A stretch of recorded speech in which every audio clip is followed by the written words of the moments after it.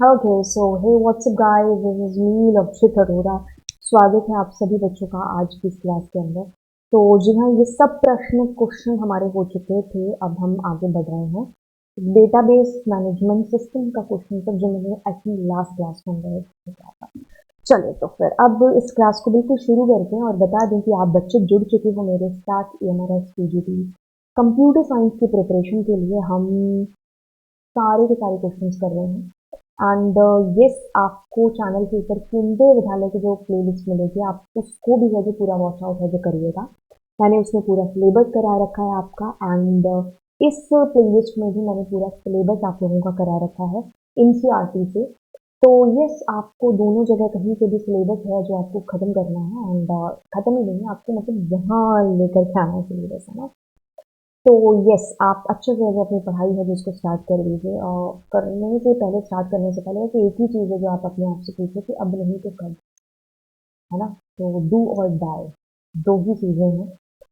And ये चीज़ मैं जितना हंसते हंसते बोल रही हूँ, कई लोगों के लिए सच में कि ऐसे होगी।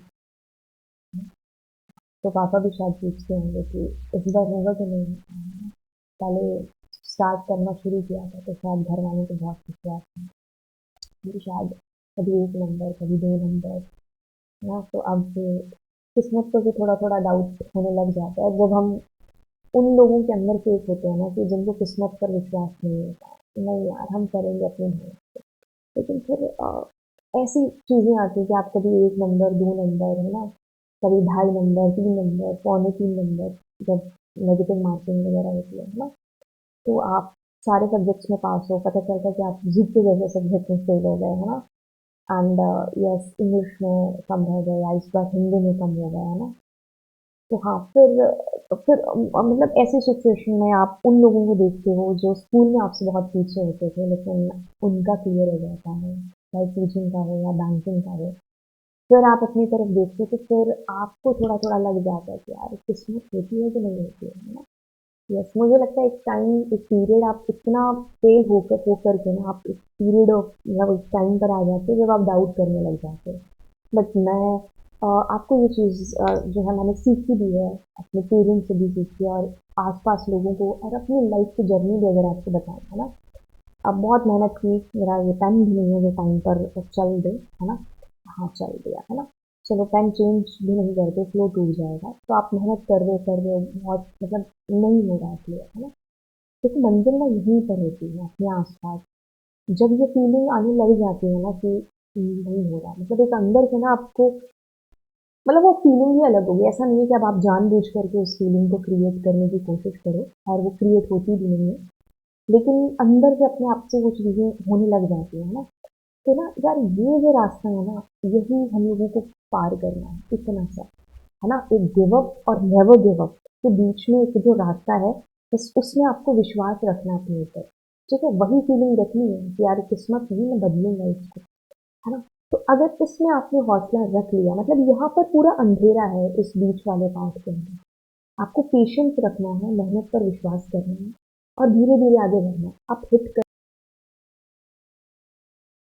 वो जो गिव अप वाली और नेवर गिव अप वाली जो बीच की कड़ी है ना, बस आपको उसमें पेशेंस रखना है और वो शायद अभी आपका वही टाइम है जो चल रहा है ना। एक टाइम पर आकर के आपको लगा होगा, लेकिन अभी आप उसी पीरियड के अंदर हैं। आप में जो बहुत सारे लोग, तो विश्वास रखिए, बिल्कुल सिलेक्शन का है जो लेकर ही रहेंगे।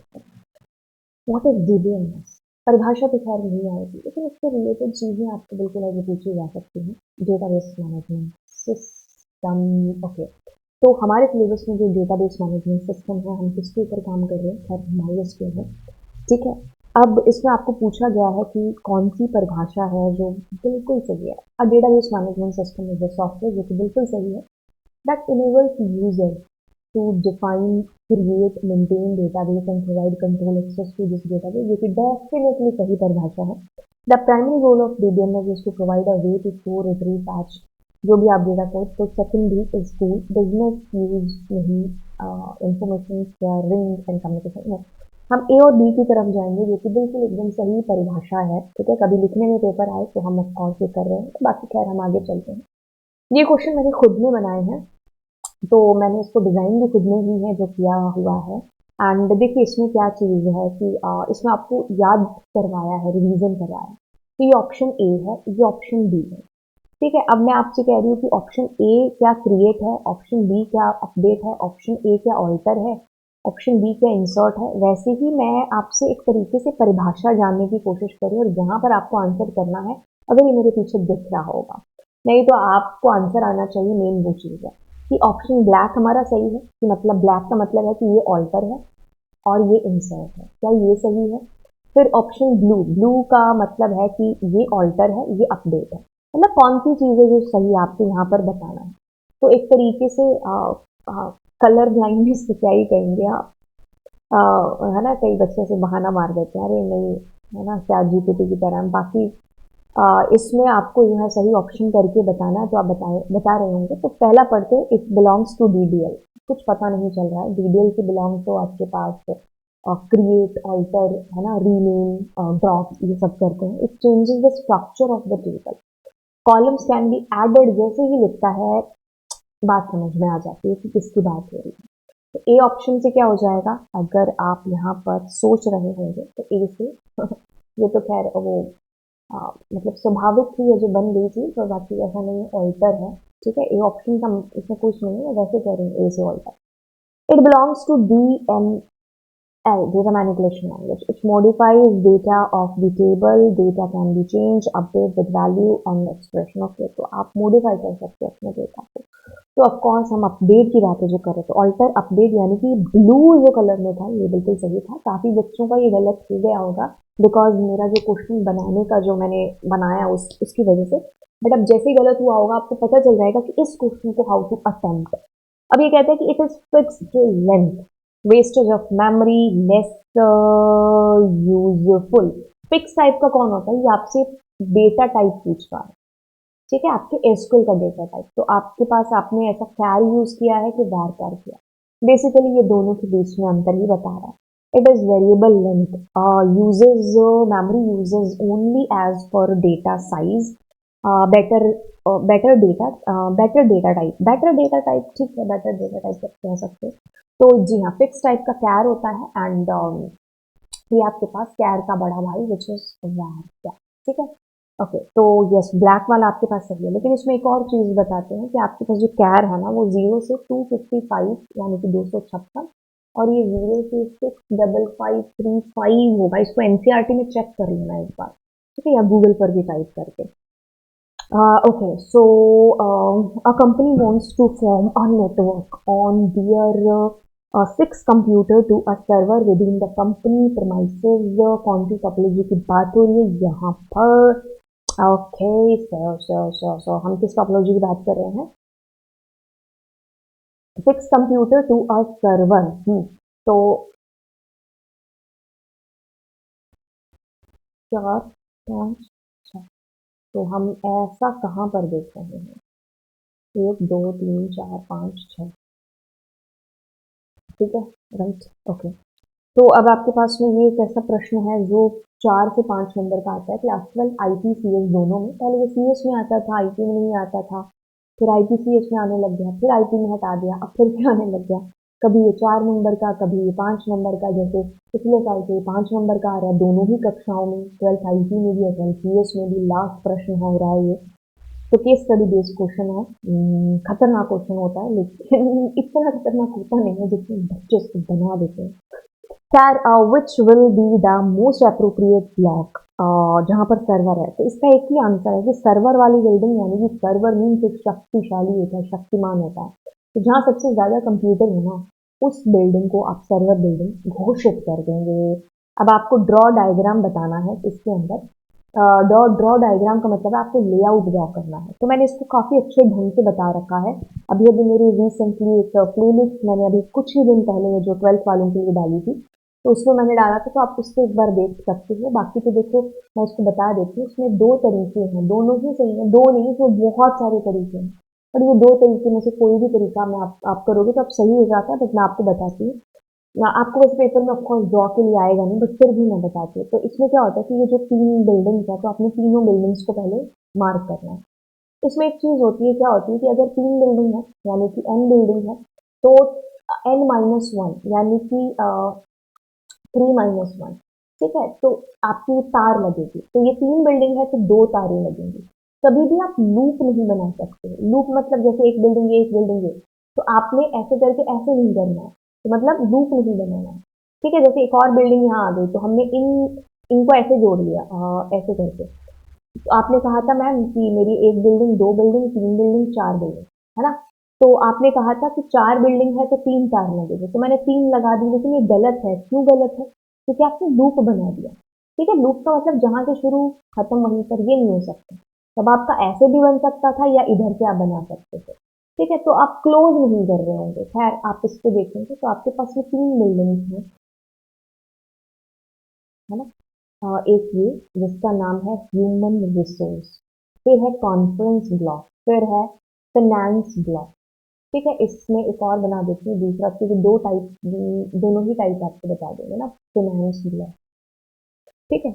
अब देखो एक चीज है इसमें, क्या है कि एक तो आपके पास सीधा सा है कि आप सबसे ज्यादा कंप्यूटर ढूंढो कहाँ है, फाइनेंस ब्लॉक में। तो आप सबको इसके साथ जोड़ दो और इनकी दूरी लिख दो। दूरी कितनी है? ह्यूमन रिसोर्स से कॉन्फ्रेंस, ह्यूमन रिसोर्स कॉन्फ्रेंस करानी। ह्यूमन रिसोर्स फाइनेंस कितना है? ह्यूमन रिसोर्स 40, और फाइनेंस से कॉन्फ्रेंस कितना है? 80। तो हो गया, ये तरीके से हो। अब दूसरा जो डायग्राम बनेगा that will be on the दूरी के बेसिस पर इसमें एक खास बात या इस क्वेश्चन में ये स्पेशल ये चीज है कि इन दोनों से ही सेम डायग्राम बनेगा।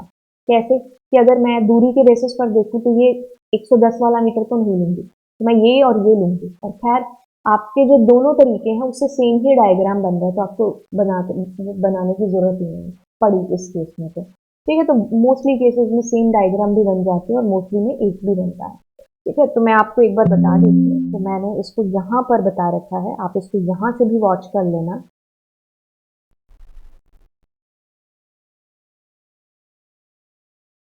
चलिए आज की कहानी और आज का किस्सा जिसको हम ठीक है, तो मैं आप जब मेरे चैनल पर आओगे तो ये देखो 5 नंबर पक्के या जो भी मैंने बनाया है, किम बोक जू जो ठीक है। तो इसमें हैनुअल मैंने इसको स्पोर्ट सेव किया यूनिवर्सिटी हुआ से है, तो आप इसमें कर सकते हो।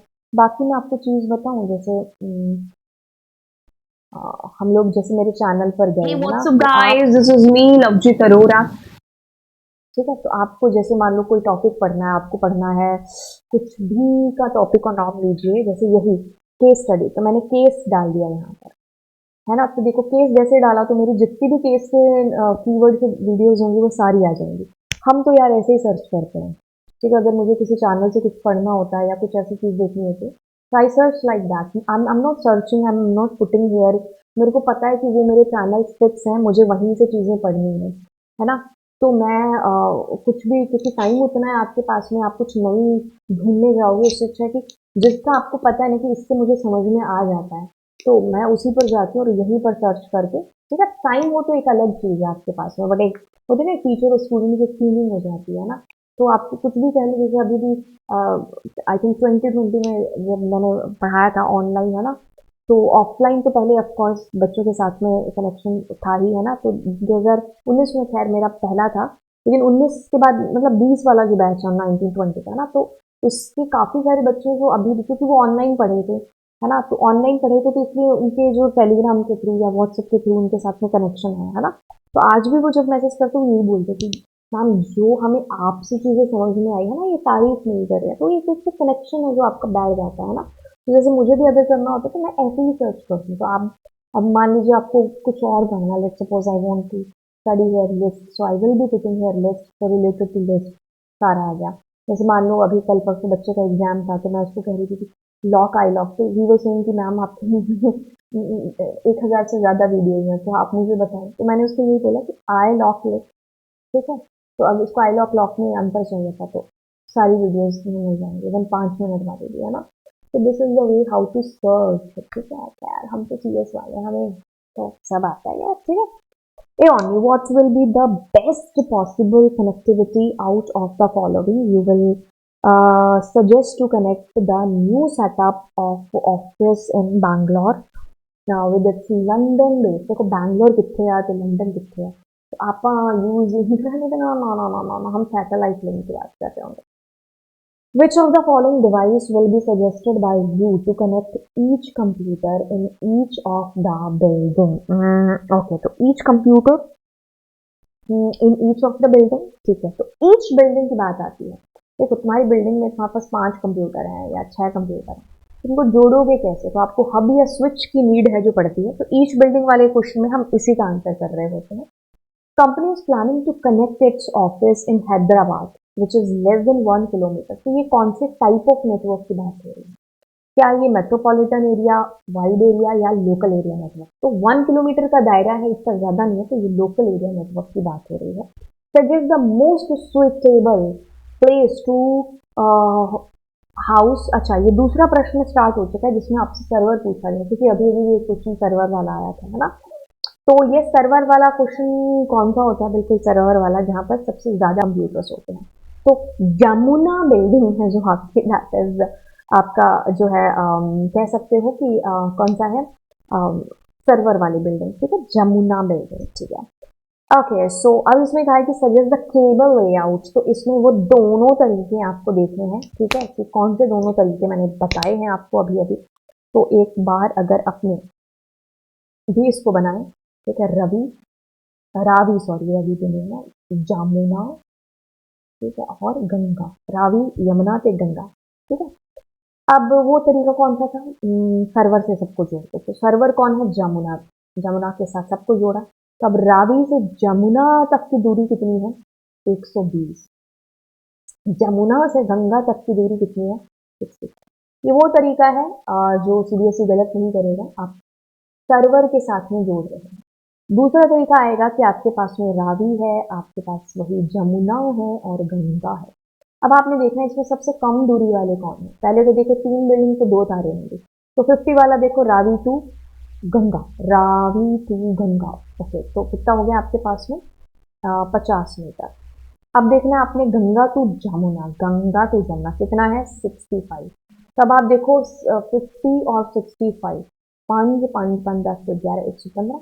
अगर इसका देखें तो 120 से 65, 5 8 और 115।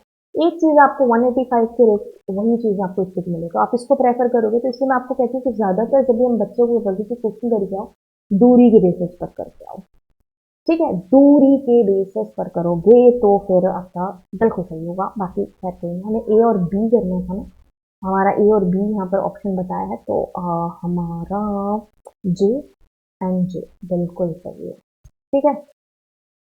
ओके, तो अब हम आगे वाले क्वेश्चन पर बढ़ते हैं। तो स्विच अगर आपसे बोला गया है तो each building and each block is your answer. Block अगर दिया हो तो रिपीटर, यस, मोस्ट इम्पोर्टेंट। अब आपने ना जिस भी डायग्राम को, मान लो आपने पेपर में ये बनाया है, तब आपको रिपीटर यहाँ बताना है। तो देखो आप 80 मीटर से ऊपर आप देखोगे लगभग, है ना, तो आप कहोगे रावी और जमुना के बीच में मैं रिपीटर लगा रही हूँ, क्योंकि रिपीटर का मतलब ही क्या है? रीट्रांसमिट करना सिग्नल, उसको दूरी लंबी हो। तो अगर आपने ये किया तो आप इन दोनों का नाम लिख के आएंगे, मतलब इनके बीच में आप रिपीटर लगाएं। अगर आपने ये सजेस्ट किया है तो आप वहां पर लिख सकते हैं साथ साथ there is no need of repeater, क्योंकि दूरी उतनी ज्यादा नहीं है, ठीक है। तो ये डिपेंड करेगा आपके उस ब्लॉक, उस डायग्राम के ऊपर, ठीक है। ओके, जो आपने सजेस्ट किया हुआ है, तो ऐसे मैंने जो भी किया तो आपने यहाँ उस बेसिस पर आपने बता दिया। The organization is planning to provide a high-speed link with its head office situated in Kolkata using a wired connection. Okay, so which of the following cable is most suitable? तो most suitable अगर cable की बात करते हैं तो तारों में से तार is optical fiber. प्रश्न आगे कहता है कि consultancy is planning to connect its office in Faridabad, which is more than 10 kilometer from head office. तो ये टाइप ऑफ नेटवर्क बताना है। एक सिटी है, इसके इस तरफ मान लीजिए कोई एक बिल्डिंग है और दूसरी है ना, तो दूरी थोड़ी सी ज्यादा है, ठीक है, तो हम मेट्रोपॉलिटन एरिया नेटवर्क की बात कर रहे होते हैं। ओके, तो अब इसका प्रश्न का उत्तर है जो नीचे आप कमेंट सेक्शन में मुझे बताएंगे, क्योंकि मैं आपको मिलने वाली हूँ अगली क्लास में। Thank you so much and yes, don't forget to subscribe the channel guys, आप सब्सक्राइब करिए एंड यस, यही आपकी गुरु दक्षिणा है जो होगी। तो आप दोस्तों के साथ शेयर करिए, घर पे जितने भी डिवाइस है सबके साथ में आप क्लिक कर दीजिए सब्सक्राइब वाले बटन को, हमें यही चाहिए और कुछ नहीं चाहिए, ठीक है। यस बिल्कुल, एक उससे होता है ना अंदर से एक मोटिवेशन है जो मिलता है, आपको भी नहीं पता है ना एक कितनी बड़ी चीज़ है जो हम लोगों के लिए है, ठीक है। तो यस, आप शेयर करेंगे और मिलेंगे आपसे अगली कक्षा में। Thank you, bye bye, all the best paper के लिए, बहुत अच्छे से ज़बरदस्त होगा आपका पेपर, ठीक है। ओके, सो बाय।